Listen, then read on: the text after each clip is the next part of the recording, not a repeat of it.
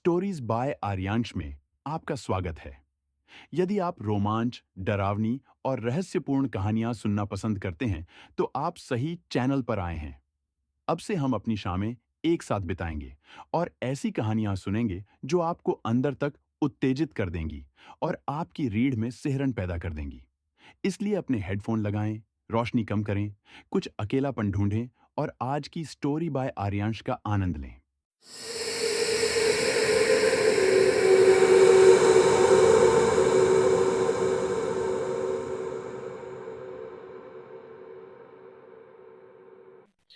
कहते हैं कुछ जगहें वक्त को रोक लेती हैं, जहां दीवारें सांस लेती हैं और अंधेरा कान लगाकर सुनता है।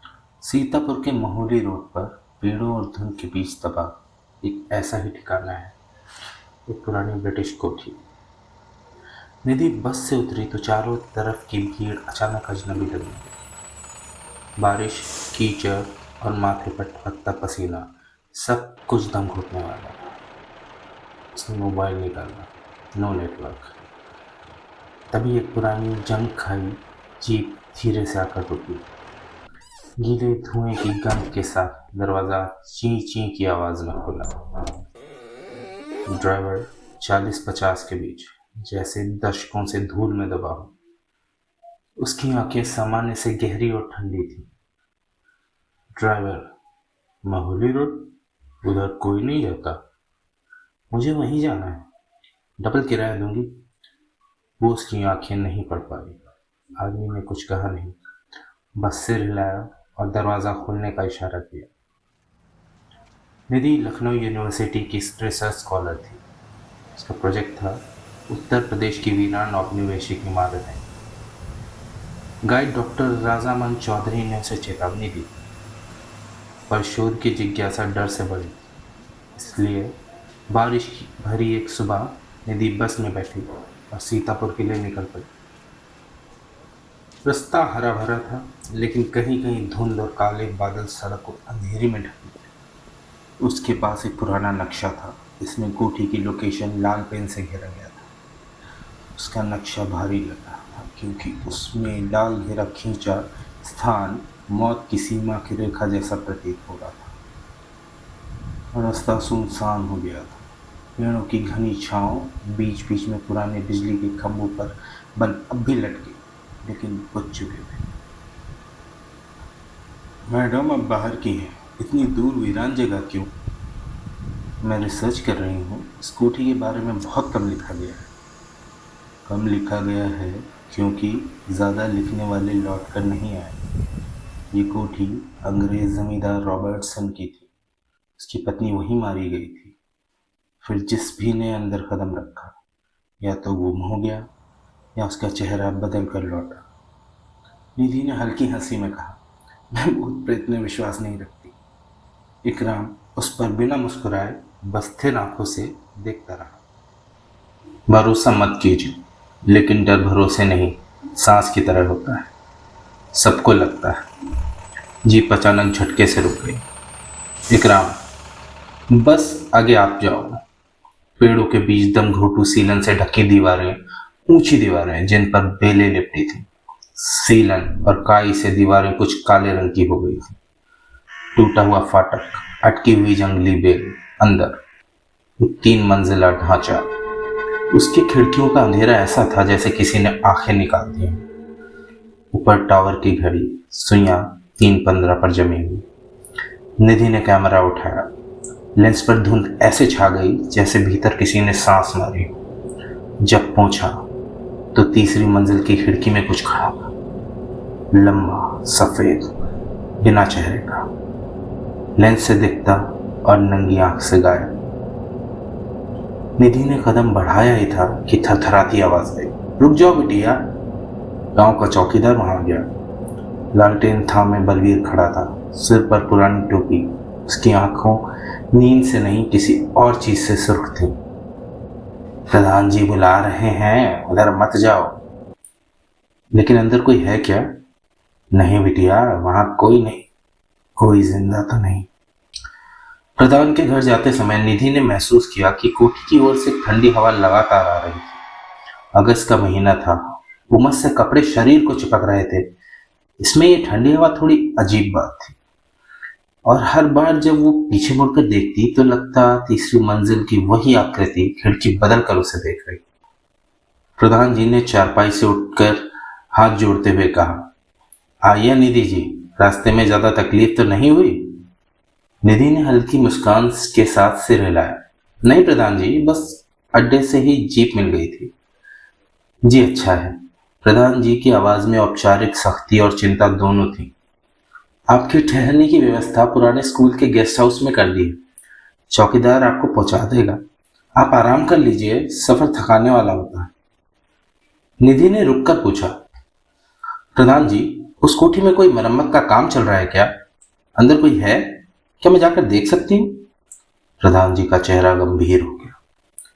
निधि जी, चौधरी साहब ने कहा है कि मैं आपकी हर तरह से मदद करूँ, लेकिन आप मेरी बेटी की उम्र की हैं। मेरी जिम्मेदारी है कि आपको सावधान भी करूं।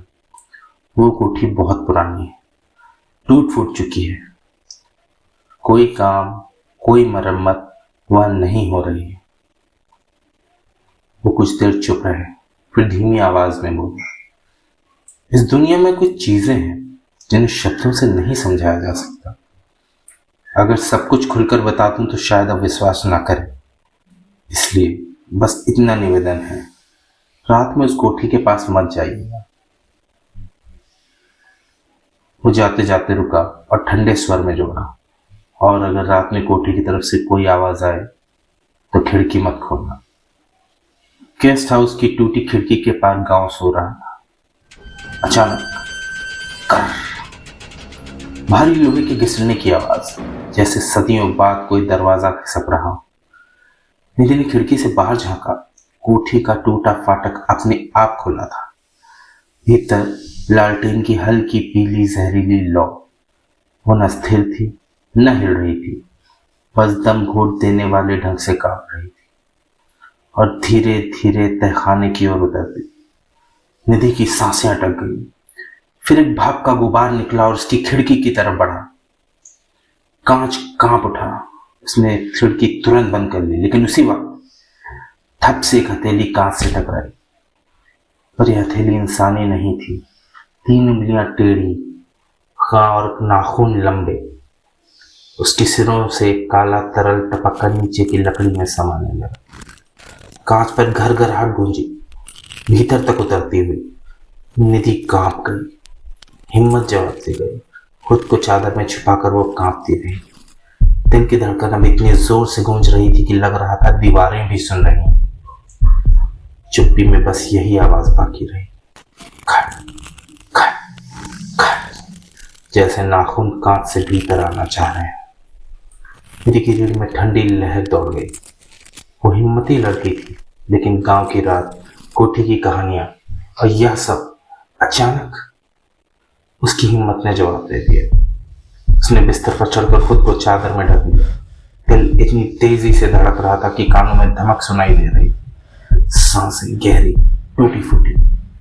खिड़की के बाहर अब भी वो गड़गड़ाहट थी, धीमी मगर लगातार। निधि ने आंखें कसकर बंद कर ली, और कब उसकी थकान डर से भारी हो गई उसे पता ही नहीं चला। वो सो गई, लेकिन बाहर कोई अब भी खिड़की पर मौजूद था। कई घरों में अंधेरा बस एक खाली जगह नहीं होता, वो किसी का इंतजार होता है, किसी ऐसे का जो सच में अंदर जाने की गलती कर। निधि की आंखें खुली। उसने कमरे की खिड़की से उजाला भीतर आते देखा, लेकिन उसकी रगों में अब भी रात की सेहरा लटकी हुई। उसकी नजर खिड़की पर अटक गई। वही 3 गहरी लकीरें, अब वे सूखी भूरी थी, मगर सतह पर दाग नहीं, बल्कि भीतर गुजर चुकी चीख का टुकड़ा दबा रह गया था।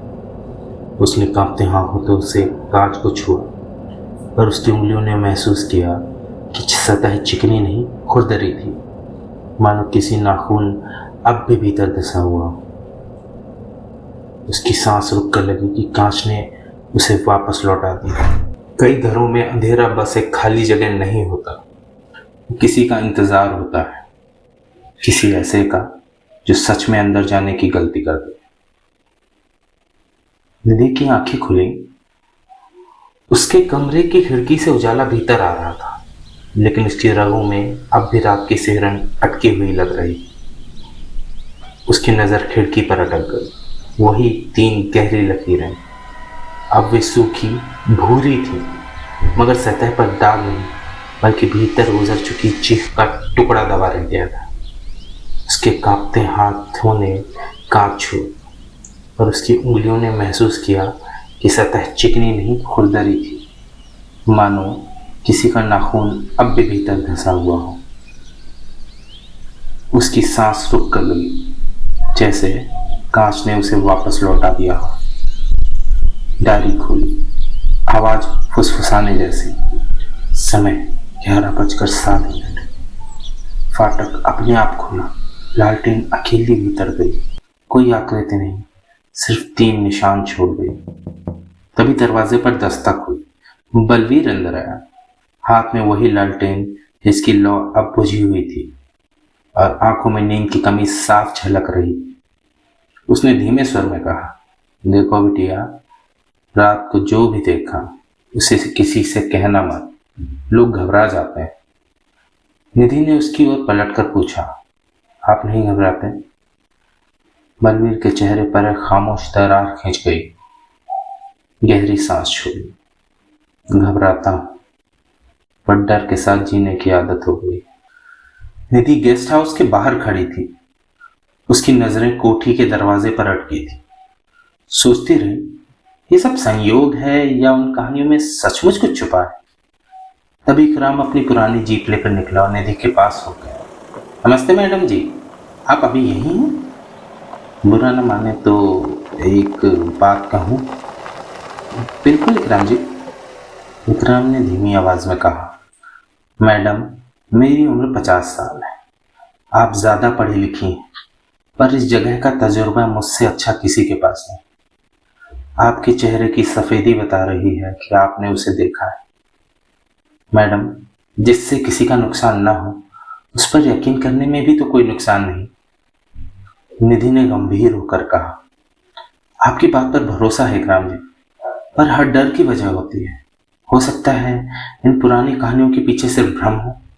आपने कहा आपको तजुर्बा है, मैं वजह ढूंढूंगी। किस्सा नहीं, दिन है, उजाला साथ है। मेरे साथ चलेंगे? इकराम ने उसकी तरफ देखा। उसकी आंखों में डर और कर्तव्य दोनों थे। उसने जीप आगे मोड़ दी। आसमान पर बादल और घने हो गए थे। कहीं कहीं धूप की किरणें छिटकी, लेकिन जैसे किसी ने उन्हें जबरदस्ती कैद कर रखा हो। मोहली रोड का वही घुमाव, पेड़ों की कतार के पीछे पीछे उभरती कोठी की ऊंची परछाई, दिन का उजाला, पर डर का रंग बस बदल गया था। लोहे का फाटक अब बंद था, लेकिन जमीन पर मिट्टी में खिंचे गहरे निशान, जैसे कोई भारी चीज घिसकती हुई अंदर गई। निधि ने कैमरा निकाला, फाटक और दीवारों की क्लोजअप फोटो ली। लेंस में दरारें कुछ और ही बनने लगी, कभी आकृति, कभी परछाई, मानो दीवार खुद याद कर रही हो कि कौन आया था। इकराम ने पीछे से पुकारा, मैडम जल्दी आइए, अंदर रहने वाले बहुत साल पहले मर गए, पर राहें अभी भी गर्म हैं। निधि नोटबुक पर लिखती जा रही थी, लेकिन उसकी नजर बार बार इधर उधर घूम रही थी। दोपहर होने के बावजूद वहां का अंधेरा अस्वाभाविक था, मानो किसी ने सूरज की रोशनी रोक दी हो। हवा भारी थी, सांस लेना कठिन, और हर सांस में नमी और सड़न का स्वाद घुला था। झरोखों से छनकर आती रोशनी जमीन पर अजीब आकृतियां बना, कभी चेहरे जैसे, कभी पंजों जैसे। निधि की आंखें एक पल को अटक गईं। उसे सचमुच लगा जैसे कोई चेहरा उसकी तरफ घूर रहा है। आंगन के पीछे एक पत्थर का चबूतरा था, चारों कोनों पर पीतल की कीलें, जिन पर लिखे शब्द उत्तर, दक्षिण, पूर्व, पश्चिम, लेकिन अक्षर अपनी जगह बदलते से लगते थे, जैसे जरा देर और देखो तो कोई दूसरा नाम उभर आए। चबूतरे के पास गोल गोल महीन रेखाओं वाला निशान, सर्पिल घुमाओ अंदर की ओर खींचता हुआ बलबीर अचानक सख्त स्वर में बोला, पास मत जाना, ये घुमाव है।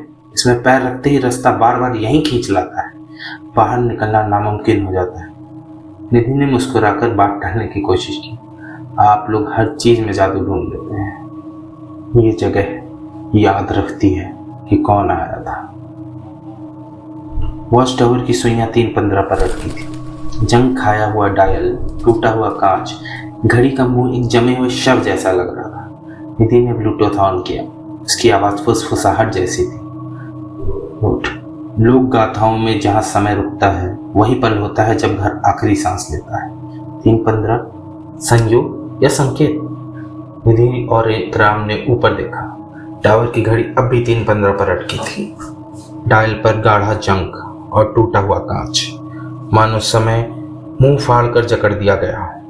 निधि ने ब्लूटूथ माइक्रोफोन ऑन किया। नोट, रात 11:07 पर फाटक खोला। सुबह खिड़की पर 3 निशान। अब यह घड़ी 3:15 पर अटकी हुई है। क्या ये सब घटनाएं किसी एक सूत्र से जुड़ी हैं? क्या यहाँ समय याद करता है जैसे जगह करती है? इसी वक्त टावर के भीतर से छन छन की आवाज आई, कभी पायल जैसी, कभी लोहे की जंजीरों जैसी। बरामदा ढलान लिए नीचे उतरता था। वहां एक गुंबदनुमा मेहराब और उसके भीतर मोटा लकड़ी का दरवाजा, बीच में पीतल का गोल कुंडा जिस पर लिखा था सेलर, नीचे उर्दू का धुंधला शब्द जमीनी।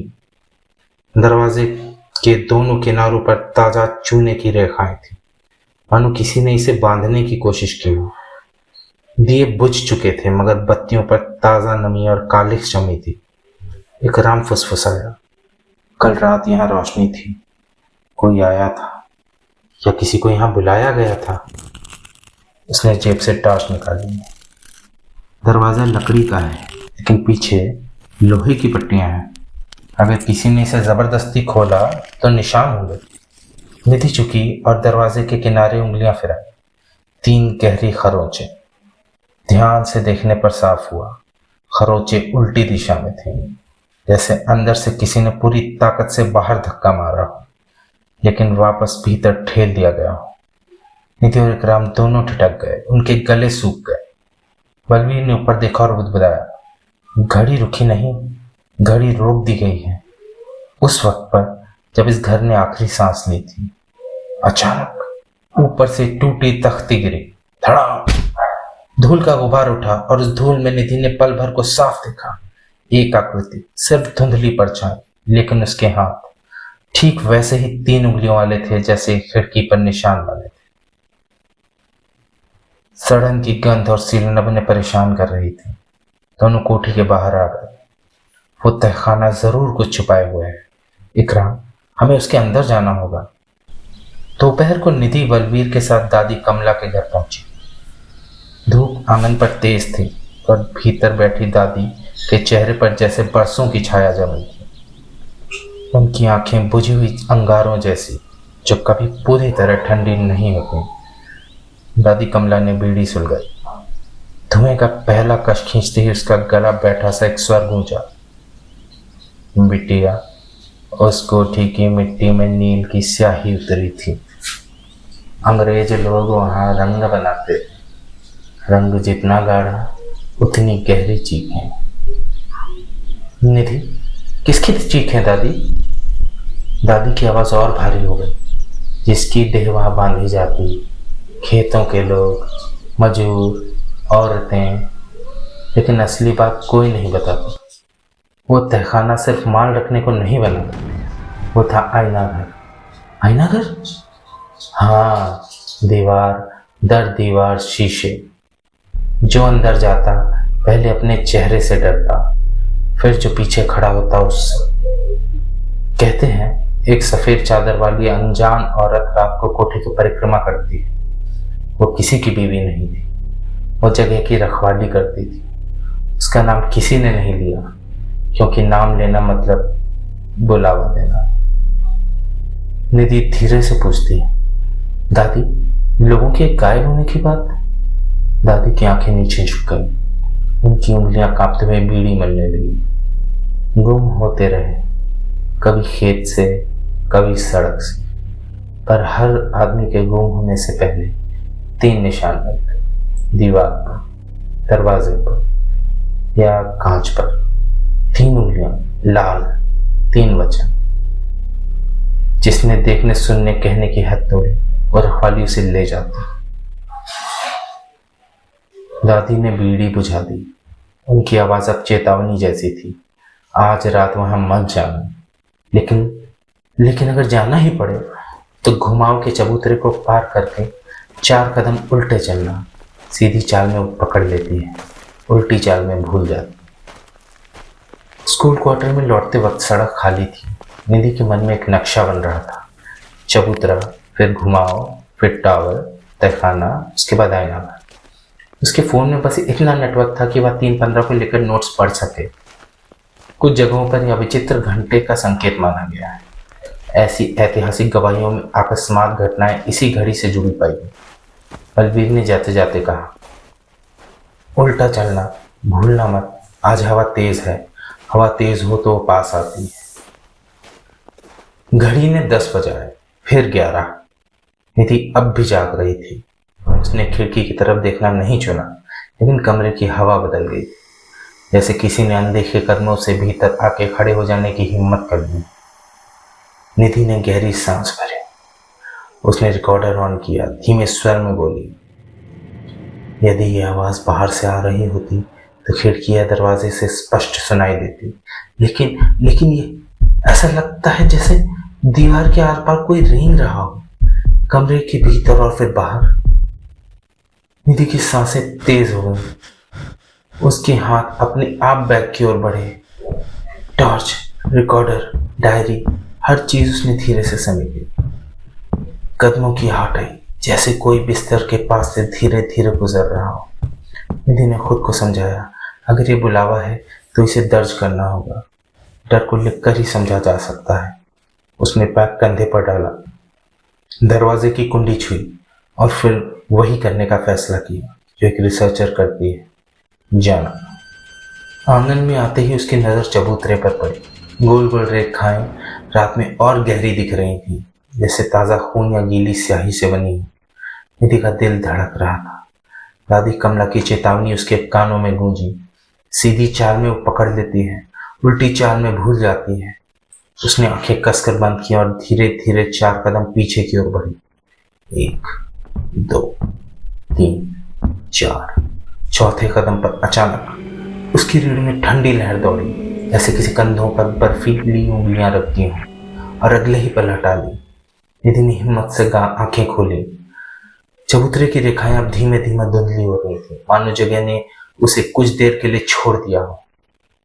बरामदे तक पहुंची तो उसके सामने तहखाने का भारी दरवाजा था। 2 नदियों की बुझी बत्तियां अपने आप सुलग उठी। कोई लौ नहीं, सिर्फ लाल लाल छल्ला, जैसे किसी की बंद आंखें धीरे धीरे खुल रही हैं। दूर से 2 बार खांसने की आवाज आई, मानो कोई अदृश्य निगाह इशारा कर रही है। निधि ने चौंक कर पीछे पलटा। इकराम? जीप का ड्राइवर अंधेरे से निकल आया, सांस फूली हुई, हाथ में सस्ता टॉर्च। उसकी आंखों में डर साफ था। मैडम, उसकी आवाज कांप रही थी, आप अकेले नहीं जाएंगी? बलवीर ने कहा था अगर रोशनी दिखे तो आपको रोकना।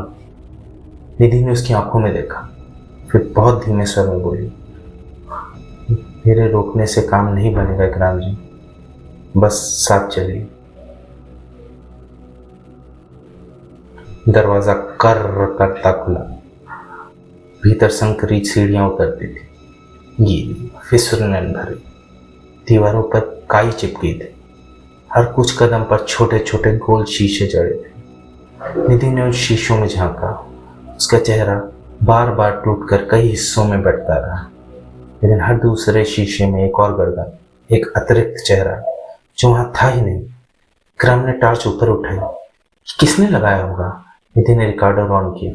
आयनाघर की पुष्टि, लेकिन दीवार दर दीवार नहीं, पॉइंटेड मिरर्स खास कोणों पर लगाए गए ताकि परछाई दोहराकर 3 बार दिखे। इसी पर नीचे तहखाने से धीमी फुसफुसाहट गूंजी, इतनी हल्की कि सिर्फ कान का अंदरूनी हिस्सा पकड़ सका। 3 शब्द, 3 सांसें, 3 घाव। दीवारों पर शीशे कुछ टूटकर फर्श पर बिखरे। बीच में लोहे की मोटी जंजीर पड़ी थी, पर किसी चीज को नहीं बांधा गया, जैसे हवा को बांधने की कोशिश की गई। हॉल के किनारे एक पुरानी घंटी टंगी थी, पीतल की, बिना जंजीर। निधि ने करीब जाकर देखा। घंटी के चारों ओर उंगलियों के निशान, लेकिन 5 नहीं, सिर्फ 3। ऐसे 2 बाकी मिटा दिए गए हों। इकराम ने फुसफुसा कर कहा, मैडम, खेल 3 का है। 3 निशान, 3 शब्द, 3:15। निधि ने सिर हिलाया और तीसरी मंजिल की खिड़की में वही तीसरा चेहरा। ठंडी हवा का झोंका भीतर से उठा, इतना ठंडा कि लालटेन की लौ कांप गई। अचानक घंटी अपने आप बजी। टन, फिर दोबारा, टन, फिर दोबारा, टन, 3 बार। हाल की छत पर सायों का एक गोला बना। छाएं उल्टी चाल में घूम रही थी। निधि ने बिना सोचे 4 कदम उल्टे लिए। घुमाव याद था। इकराम ने घबराहट में एक सीधा कदम आगे बढ़ा दिया। रुको! निधि चिल्लाई, पर देर हो चुकी थी। इकराम ने जैसे ही सीधा पैर रखा, उसकी टॉर्च की रोशनी दीवार पर चढ़ी। रोशनी शीशे में घुसी और वापस नहीं आई। एक पल के लिए इकराम का चेहरा 3 टुकड़ों में बट गया, फिर गायब। न आवाज, न गिरने की धम, कुछ नहीं। सिर्फ उसकी टॉर्च फर्श पर गोल गोल घूमती रही, बहुत धीमी, जैसे किसी ने दूर से उंगली लगाकर उसे घुमा दिया हो, और फिर रुक गई। डायल पर वही समय चमक रहा था, 3:15। निधि की घड़ी में भी वही समय। निधि का गला सूख गया। उसने चिल्लाया, इकराम! हॉल ने उसकी आवाज लौटाकर पूछा, इकराम? पर कोई जवाब नहीं। उसके पैरों तले ठंड इतनी चुभी जैसे बर्फ पर खड़ी हो। शीशों में उसका चेहरा 2 बार दिखा, तीसरा गायब। लेकिन एक कोने के शीशे में बहुत पीछे सफेद चादर सी एक आकृति, चलती नहीं, बस देखती। निधि ने दादी कमला की बात याद की, उल्टे चलना, उल्टे। उसने 4 कदम उल्टे लिए, 1, 2, 3, 4, और अचानक कंधों से अदृश्य हाथ हट गए। गर्दन हल्की हो गई, सांस लौट आई। घंटी फिर बजी, टन टन टन। फिर चुप। तहखाना जैसे किसी लंबे विराम में रुक गया। निधि ऊपर लौटने लगी, पर सीढ़ियां गिनी हुई नहीं लग रही थी। हर 4 कदम पर दीवार का छोटा शीशा टक से चटकता, जैसे नाखून चटकाया गया हो। उसने टॉर्च की रोशनी डाली। हर चटक पर दीवार पर एक लाल बिंदु उभर रहा था। खून नहीं, लेकिन जंग जैसा। 3 बिंदु, 3 सीढ़ियों पर। चौथे पर कुछ नहीं। उसने चौथे पर उल्टा पैर रखा, बिंदु मिट गया। ऊपर पहुंचते ही दरवाजा अपने आप खुल गया। बाहर की हवा ज्यादा गर्म लगी। अजीब सी राहत उसके दिल को पहुंची। आंगन में लौटी तो चबूतरे के पास हवा गोल घूम रही थी। घड़ी टावर से कबूतर अचानक उड़ गए और 3:15 का साया टावर से उतरकर पूरे आंगन में फैल गया। बरामदे के किनारे बलवीर खड़ा था, हाथ में लालटेन, चेहरा सफेद। उसने पूछा, इकराम? निधि ने धीमे से सिर हिलाया, नहीं। लालटेन की लौ कांप गई, जैसे किसी ने पीछे से फूंक मारी। रात के 12 बजे चौपाल पर 4 लोग जमा थे। खबर फैल चुकी थी, इकराम गायब है। किसने देखा? सबकी नजर निधि पर। कहाँ? तहखाना। क्यों गई थी? रिसर्च। निधि चुप रही। उसकी आंखों में अब भी तहखाने का अंधकार झिलमिला रहा था। दादी कमला धीरे धीरे आई, लकड़ी की टेक लगाकर बैठी। उनकी आवाज भारी थी। बिटिया से गलती नहीं हुई है, गलती रास्ते से हुई है। सीधा पैर रास्ता खोल देता है, उल्टा पैर रास्ता भुला देता है। और उसे जिसने बुलाया उसी ने छुपाया। बलवीर ने सख्त लहजे में कहा, अब ये पुलिस का मामला है, लेकिन पुलिस आई तो कोठी सील कर देगी और जो कुछ वहां बंधा है वो बाहर भी छूट सकता है। तुमने क्या देखा? निधि का गला सूख गया। उसने बस इतना कहा, आईना घर, घंटी और 3। 3 मानो गिनती नहीं, नियम हो। दादी ने हल्के से गला साफ किया, फिर धीमे धीमे बोली, अब जो करना है घुमाव के भीतर करना। चबूतरे पर 4 उल्टे, फिर दहलीज पर 3 उल्टे। और घंटी, घंटी को 3 बार खुद नहीं बजने देना। अगर बजी तो तीसरी मंजिल से कोई उतर आएगा, और अगर उतर आया तो उसे वापस चढ़ाने का रास्ता सिर्फ आईना घर दिखाता है, बाकी और कोई नहीं। निधि ने डायरी खोली। उसने एक पंक्ति मोटे घेरे में लिख दी, नियम 3 उल्टा आईना घर। निधि स्कूल क्वार्टर लौटी। टेबल पर नक्शा फैलाया, पेंसिल से कोठी का स्केच, टावर, आंगन, चबूतरा, बरामदा, तहखाना, आईना घर। एक जगह मोटा क्वेश्चन मार्क। टावर से तहखाना क्या लिंक है? उसकी आंखें घड़ी पर टिक गई। 3:15, घंटे की 3 टन। क्या ये सब जुड़ा हुआ है? तभी कमरे की दीवार पर 3 नई लकीरें उभर आई। इस बार लाल नहीं, धूसर। बीच में एक पतला आईना जैसे पानी में झिलमिलाहट। निधि ने पलट कर देखा, दीवार बिल्कुल साफ, लेकिन रिकॉर्डर में उसकी सांस भारी हो गई, मानो किसी ने सामने कोई पर्दा गिरा दिया हो। उसने खुद से कहा, कल सुबह टावर, फिर आईना घर। इकराम को ढूंढना ही होगा। कुछ जगहें अपने अतीत को छुपाती नहीं, वो उसे घड़ी की तरफ बांधकर बार बार दोहराती है। सीतापुर की कोठी ऐसी ही जगह है। निधि ने बलवीर से कहा, आज टावर देखना है। बलवीर का चेहरा सख्त हो गया। टावर का रास्ता ऊपर से नहीं, अंदर से है। सीढ़ियां पुरानी लकड़ी की, और ऊपर धूप कम होती है और छाया ज्यादा। सीढ़ियों का गोल चक्कर शुरू हुआ। हर 5वीं सीढ़ी पर दीवार में छोटा छेद, हवा के लिए। निधि को लगा जैसे हर छेद के भीतर से कोई आंख उसे देख रही थी। ऊपर पहुंचकर घड़े का पुराना मैकेनिज्म सामने था। जंग खाए हुए गियर्स, बीच में कांच का डब्बा जिसमें घड़ी की सुइयां बंद थी। सुइयां अब भी 3:15 पर अटकी थी। डिब्बे के नीचे 3 गहरी खरोंच। निधि ने डायरी खोली। 3 खरोंच, 3:15। क्या समय किसी घटना पर फंसा हुआ है? बलवीर ने धीरे से कहा, कहते हैं 3:15 पर ही पहली चीख सुनी गई थी, जिस दिन से कोठी का दरवाजा कभी भी पूरा नहीं खुला। निधि ने देखा, मैकेनिज्म के नीचे लकड़ी का पैनल। बलवीर ने चाकू से उसे खोल दिया। भीतर एक पतला लोहे का डंडा था, सीधा नीचे तहखाने की दिशा में जाता हुआ। निधि ने नोट किया, घड़ी का डंडा, घंटी का लीवर। 3:15 पर डंडा हिले तो तहखाने की घंटी बजती। बलवीर का स्वर भारी हो गया। यही डंडा आईना घर में 3 टन भेजता है, और 3 घंटी का मतलब बुलावा।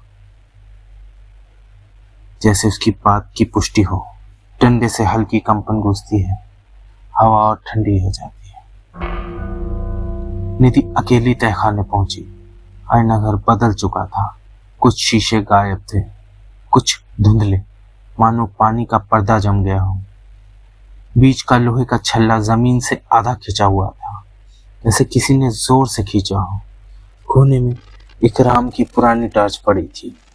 बैटरी अब भी जल रही थी। निधि ने उसे उठाया और शीशे पर रोशनी डाली। प्रतिबिंब में इकराम का चेहरा सामने नहीं था, पर शीशे में वही, और उसके पीछे सफेद कपड़े में लिपटी एक आकृति। निधि का दिल जोर से धड़कने लगा। उसने झट से पलट कर पीछे देखा, पीछे कोई नहीं था। फिर शीशे में देखा, आकृति और पास आ चुकी थी। शिक, शिक, शिक, शिक। निधि समझ गई, आईना घर किसी प्रतिबिंब तीसरी मंजिल से जुड़ा है। जो तीसरी मंजिल पर खड़ा हो, वो आईना घर में देख सकता है, भले ही असल में वहां ना हो। उसने रिकॉर्डर ऑन किया। ये कोठी जगहों को जोड़ती है, टावर, घंटी, आईना घर, तीसरी मंजिल। ये चारों ही एक नेटवर्क है, और 3 उसका नियम है। आयनगर के सबसे पुराने कोने में फर्श की दरारों से कुछ झांक रहा था। निधि ने हाथ डाला। एक चमड़े का कवर आधा जला हुआ, अंदर डायरी का बंडल, पहला पन्ना, अंग्रेजी में, Robertson estate 1871। The mirrors are not for vanity, there are for binding her. 3 knocks, 3 bells, 3 minutes past 3:15 and she wakes। निधि ने अनुवाद लिख लिया। आईने सजावट के लिए नहीं है, वो उसे बांधने के लिए है। 3 चोटें, 3 घंटियां, 3:15 के 3 मिनट बाद, और वो जागती है।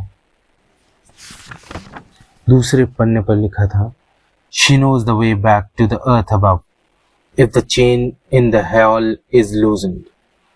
अनुवाद, उसे ऊपर की दुनिया में लौटने का रास्ता पता है, अगर हाल की जंजीर ढीली कर दी जाए। निधि के जहन में बिजली सी कौंधी।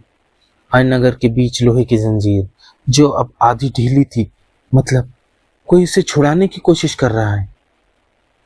निधि के हाथ कांप गए। अगर जंजीर पूरी तरह हटी तो जिसे वो बांध रही थी वो बाहर आ जाएगा, और इकराम शायद उसी जंजीर के उस पार था। वो बाहर भागी, बरामदे तक पहुंची तो देखा बलवीर खड़ा था, सामान्य, पर उसके पीछे सफेद कपड़े वाली आकृति धीरे धीरे बलवीर के कंधे पर हाथ रख रही। निधि की चीख फूट पड़ी, पीछे देखो। बलवीर पलटा, पीछे कुछ नहीं, सिर्फ ठंडी हवा। लेकिन बरामदे पर अचानक उभर आए 3 लाल निशान। बलवीर ने बिना वक्त गंवाए कहा, हमें आज रात ही जाना होगा। डायरी में साफ लिखा है 3:18 पर वो जागती है, मतलब हमें 3:15 से पहले घंटी रोकनी होगी। अगर घंटी बजी तो वो आ जाएगी। निधि ने डायरी को कस कर पकड़ा। उसकी आवाज दृढ़ थी। और इकराम? बलवीर की आंखों में गहराई उतर आई। इकराम को बचाने के लिए हमें आईना घर से होकर जाना होगा, लेकिन याद रखना, उल्टा चलने का नियम, वरना हम भी उसके साथ रह जाएंगे। रात और कोठी जब दोनों एक साथ सांस लेते हैं तो भीतर का हर दरवाजा बिना आवाज के खुल जाता है। रात के 11 बजे स्कूल क्वार्टर के बाहर निधि और बलवीर खड़े थे। बलवीर के हाथ में पुरानी लालटेन और लकड़ी का डंडा, निधि के पास कैमरा, रिकॉर्डर और डायरी। बलवीर की आवाज गंभीर थी, याद रखना बिटिया, घुमाव से 4 उल्टे, फिर दहलीज से 3 उल्टे, और घंटी बजने से पहले लीवर को रोकना होगा। निधि ने डायरी की लाइन दोहराई, 3 knocks, 3 bells, 3:18 and she wakes। इकराम का नाम दोनों के मन में था, पर डर इतना था कि किसी ने जोर से नहीं लिया। अंदर कदम रखते ही दोनों घुमाव वाले चबूतरे तक पहुंचे। मिट्टी गीली थी, पुराने निशान धुंधले। निधि ने उल्टे कदम गिने, 1, 2, 3, 4। उसे लगा जैसे पीछे कोई सांस ले रहा है, लेकिन लालटेन पर रोशनी डालने के लिए सिर्फ बलवीर था। बरामदे की दहलीज पर पहुंचे। निधि ने फिर 3 उल्टे कदम लिए। दरवाजा अपने आप खुल गया, जैसे किसी ने भीतर से खींचा हो। टावर की संकरी सीढ़ियां चलना मुश्किल था, लकड़ी गीली और फिसलन भरी थी। हर कदम पर ऐसा लगता मानो नीचे से कोई पैर खींच रहा हो। निधि ने टॉर्च कसकर पकड़ी। उसने नीचे झांकने की हिम्मत नहीं करी। ऊपर पहुंचते ही सामने घड़ी का डायल था, 3:14 बजने को था। बलवीर ने दीवार का पैनल हटाया। भीतर पतला लोहे का डंडा झलक रहा था। तैयार रहो, बलवीर बोला। अगर ये हिला तो घंटी बजेगी। 3:15। लीवर हल्का कांपा। बलवीर ने दोनों हाथों से कसकर पकड़ लिया। उसी समय टावर की सीढ़ियों पर ठक ठक ठक की धीमी आवाज आई, जैसे कोई लंबी चालों से ऊपर चढ़ रहा हो। निधि ने टॉर्च नीचे डाली। सीढ़ियों के मोड़ पर सफेद कपड़े में एक लंबी आकृति खड़ी थी, चेहरा धुंध में ढका हुआ, पर उसकी 3 उंगलियां हवा में सीधी उठी हुई। बलवीर ने फुसफुसा कर कहा, घंटी मत बजने देना, उल्टे कदम लो और नीचे भागो। वे टावर से नीचे उतरकर सीधे तहखाने की ओर भागे। दहलीज पर 3 उल्टे कदम और भीतर। आयनाघर पहले जैसा नहीं था। सभी शीशे धुंधले, मानो किसी ने अंदर से सांस मारकर धुंध फैलाई हो। बीच के लोहे की जंजीर अब आधी खुल चुकी थी। एक तरफ कुंडी टूटी पड़ी थी। कोने में इकराम की टॉर्च अब भी जल रही थी, लेकिन रोशनी दीवार पर पड़ते ही किसी धुंधले प्रतिबिंब में 3 चेहरे दिखे, एक निधि का, एक बलवीर का और एक और तीसरा सफेद कपड़े वाला।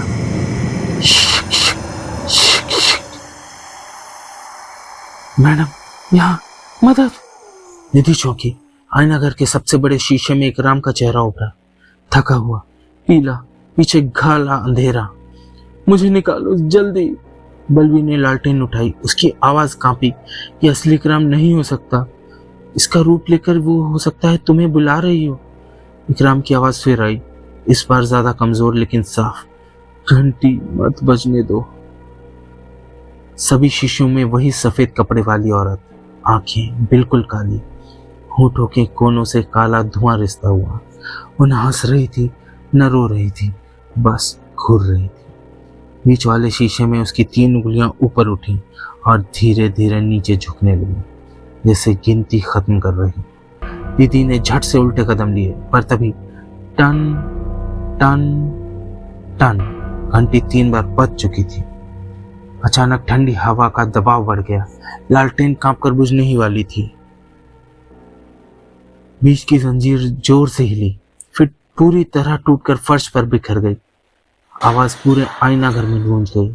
सारे शीशे अंधेरे में डूब गए, लेकिन उस अंधेरे के बीच वो सफेद आकृति अब शीशे में नहीं थी। वो उनके सामने आईना घर में खड़ी थी। उसकी उंगलियां अब इंसानी नहीं थी, लंबी, पतली, जैसे लोहे के कांटे। उसने हर शब्द को खींचते हुए कहा, शिक शिक शिक शिक शिक शिक। वो आकृति आईना घर में थी, कपड़े भीगे हुए, शरीर से चिपके, चेहरा मोम की पिघली परत की तरह, कुछ हिस्से काले, कुछ सफेद, कुछ जगह से त्वचा टपकती हुई। वो निधि और बलवीर के बीच से गुजरी, लेकिन उसके पांव जमीन को नहीं छू रहे थे। फर्श पर सिर्फ लहरें उठती, मानो कोई पानी में चल रहा हो। सबसे बड़े शीशे में इकराम का चेहरा अब भी कैद था। उसकी चीख फूटी, मुझे निकालो वरना देर हो जाएगी। बलवीर ने निधि के कान में फुसफुसाया, हमारी बस एक उम्मीद है, उल्टे कदम। अगर नियम सच है तो हम बच सकते हैं और शायद इकराम को भी निकाल सकते हैं। निधि ने बिना सोचे 4 उल्टे कदम लिए। जैसे ही आकृति ने यहाँ देखा, उसकी आंखें लाल हो गई। वो एक पल के लिए ठिठकी, लेकिन अगले ही क्षण उसने अपनी 3 उंगलियां हवा में मोड़ी और पूरा फर्श कर करके झुकने लगा।